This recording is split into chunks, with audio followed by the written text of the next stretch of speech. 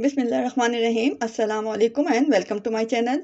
आज मैं vegetables lovers के लिए लेकर आई हूँ वेजिटेबल की रेसिपी, यानी कासी फल की तरकारी। इसको हम कद्दू की तरकारी भी कहते हैं या कोरे की तरकारी भी कहते हैं। बहुत ही कम इंग्रेडिएंट्स के साथ हम इसको तैयार करेंगे। ये तरकारी तैयार करने के लिए सबसे पहले फ्राई पैन में डाला हाफ कप ऑयल। जब ऑयल गर्म हो जाएगा तो इसमें मैंने शामिल कर दी है एक मीडियम साइज़ की प्याज को भी ब्राउन कर लेंगे हम।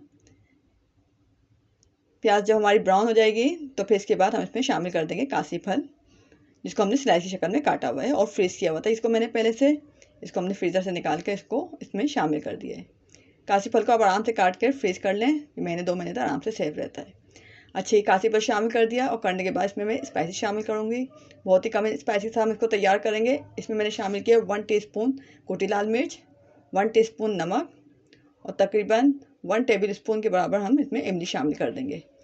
और शामिल करने के बाद इसको थोड़ा सा मिक्स करेंगे और मिक्स करने के बाद इसको कवर करके रख देंगे।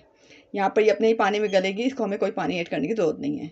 10 मिनट बाद मैंने चेक किया तो इसमें पानी जो है वो निकलना शुरू हो गया और ये थोड़ी थोड़ी गलना शुरू हो चुकी है।